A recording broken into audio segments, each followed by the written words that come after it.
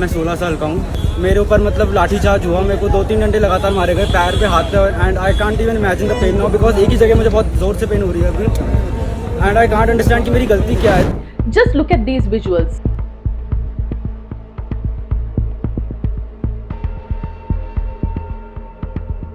These are the people who gathered at Jantar Mantar on July 20th to be part of the Chalo Sansad March.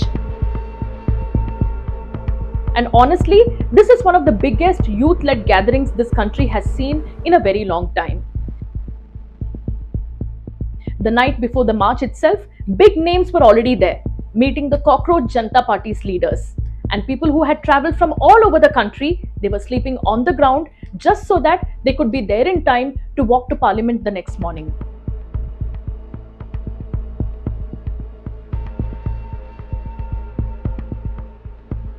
And then the sun came up and tens of thousands of people just started pouring into Jantar Mantar.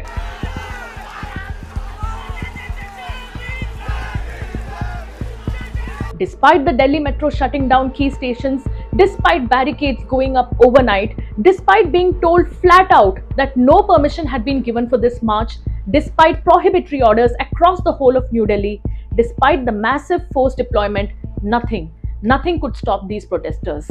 They kept moving forward, raising their voices, demanding one thing, that the Education Minister, Dharmendra Pradhan, must resign. And here's what really strikes me. The harder the government tried to clamp down, the bigger the crowd got. A few days earlier, the numbers weren't this big. But everything changed the morning Sonam Wangchuk was forcibly pulled off from his hunger strike.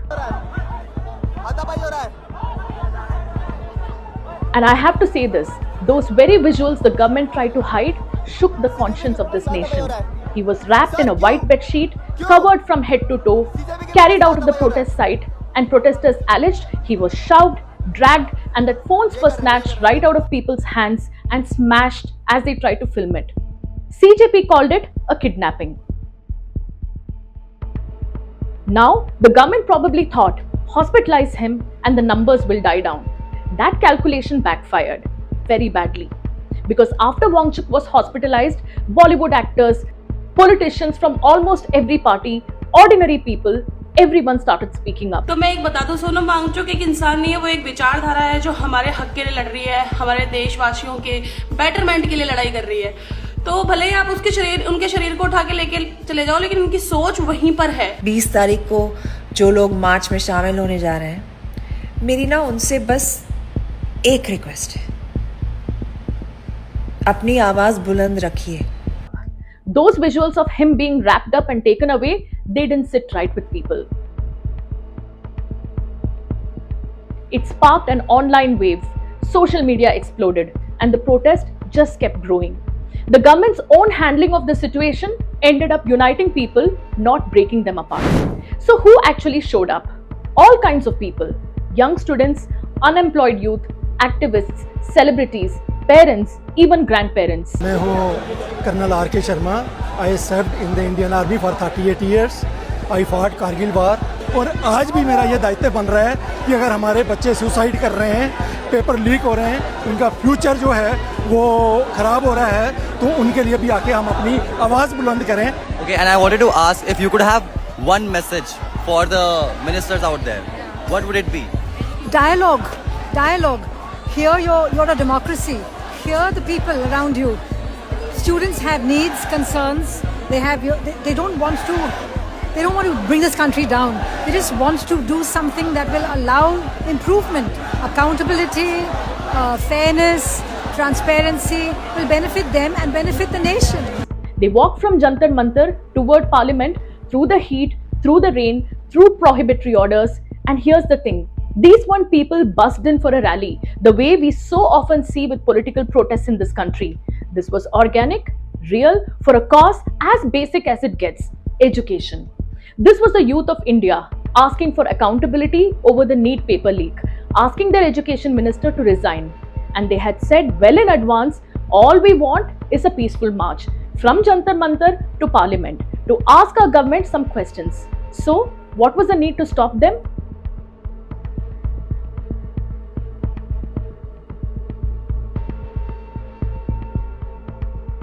Once again, the government got it wrong. It shut down metro stations specifically to cut off access. Why? What was the need for a lathi charge?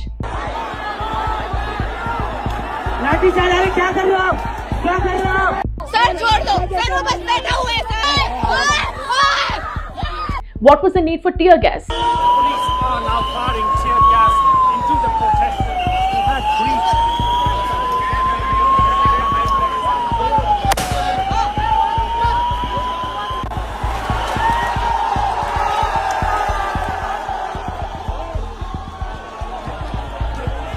What message does that send when the youth of this country are being dragged by their collars into police vans, lathi charged, tear gassed, just for asking for better education, just for asking for accountability? बहुत लाठियों से मारा है, यहाँ भी लाठी से मारा है, यहाँ पे। हम लोग भारत के स्टूडेंट हैं, कोई आतंकवादी नहीं है। जिस तरीके से आप कल जानवरों के तरीके हम लोगों को मार रहे थे,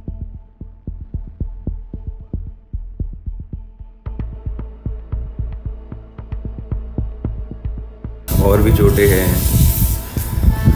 जो मैं दिखा नहीं सकता। ये हाथ भी सूजा पड़ा है पूरा यहाँ से।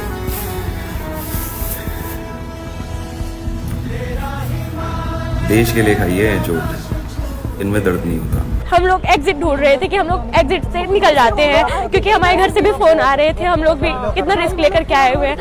जैसे ही हम लोग एग्जिट ढूंढ रहे थे ना, वहाँ पे पूरा लाठी चार्ज होने लगा। एकदम एक तरफ से मार रहे हैं, पूरा देख नहीं रहे कि किधर लग रहा है। बच्चों को, छोटे छोटे स्कूल के बच्चे आए हुए थे, उनका सिर फट रहा है, पैर तोड़ रहे हैं। और फिर हम पूछ रहे हैं डॉक्टर किधर है, तो कह रहे हैं कि उधर आगे जाओ। पहले मार रहे फिर बता रहे आगे है डॉक्टर, उधर जाओ।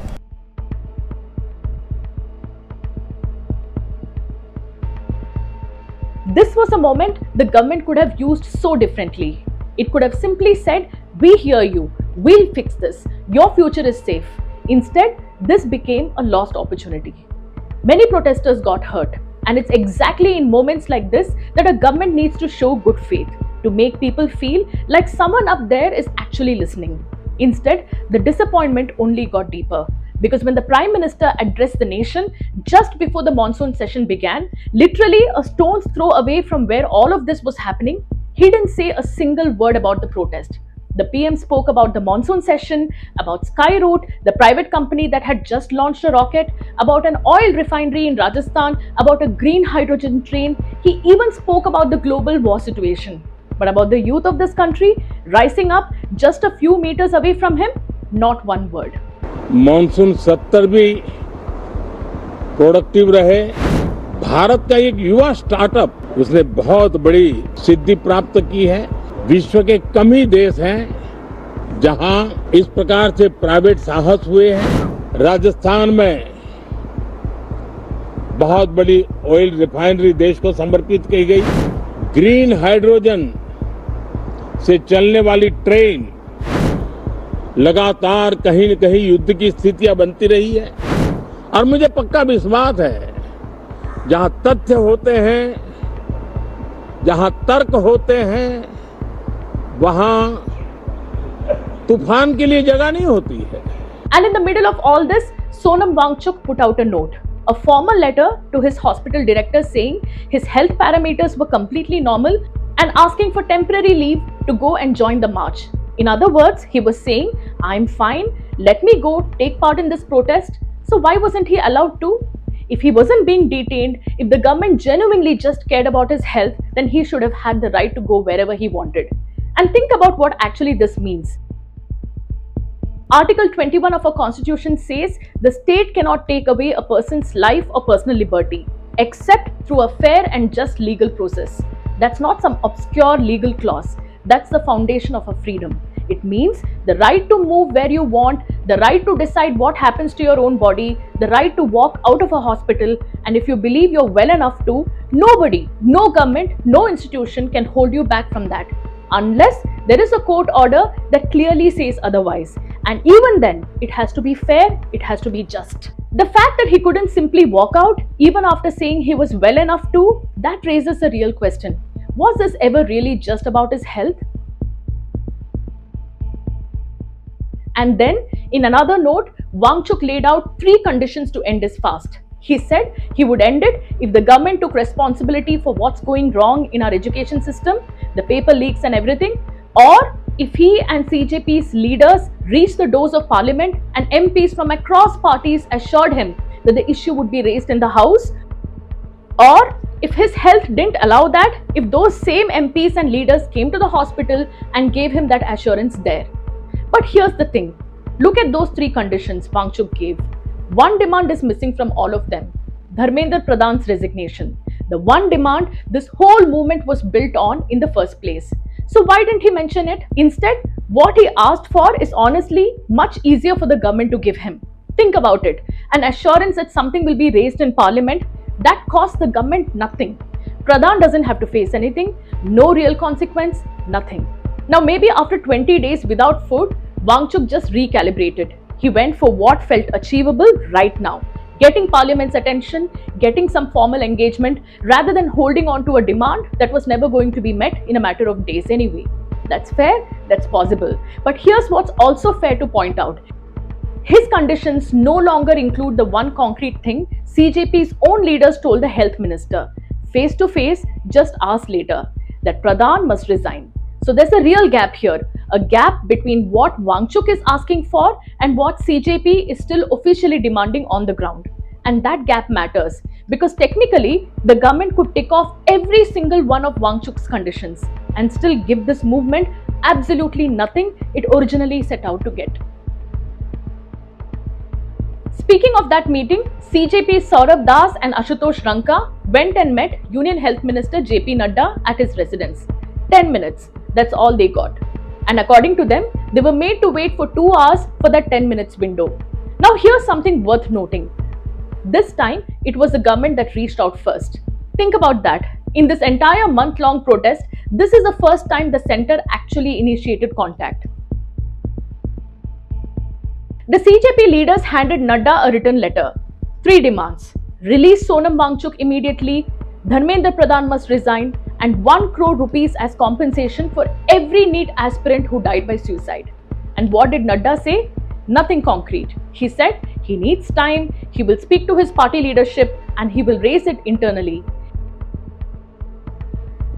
He did put out a post later, called the meeting cordial, and he said he had assured them that there would be no more crackdown at Jantar Mantar. But as of now, nothing has actually changed on the ground. No commitments, nothing at all. So here's the point I really want you to sit with. What these young people are asking for, accountability over the NEET paper leak, this is not some small fringe issue.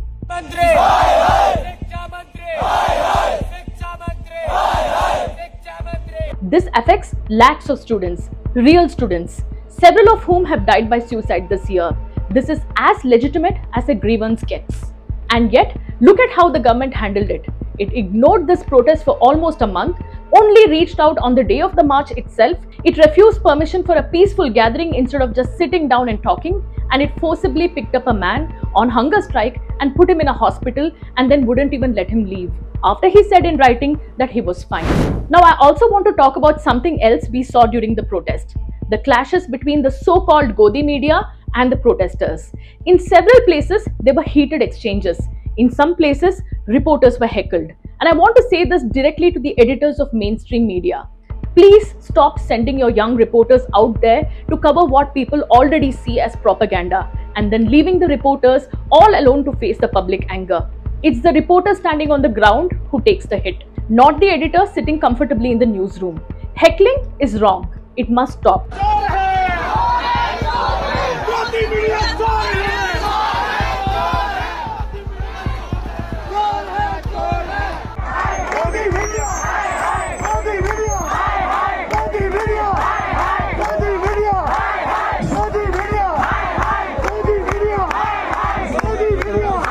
Journalists should not be heckled, but mainstream media also needs to ask itself something honestly. What happens the day the public simply stops letting a single one of your reporters film on the ground because people are fed up with what they see as one-sided coverage? That's a question worth thinking about. So, where does this go from here?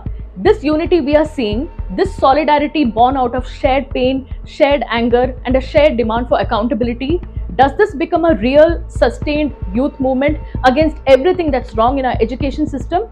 Or does it just fade away like so many protests we have seen before? Here's what I can tell you. Look at the scale of what happened during the protests. Despite the metro shutdowns, despite the barricades, despite the tear gas, people still came. And that is not a small warning for this government. It is a clear message. This generation is done waiting quietly for answers. And how the government responds to that in the days ahead, that will tell us a lot. Today, the youth of this country learned a hard lesson that asking for accountability can cost you a beating. Tomorrow, they will decide what to do with that lesson.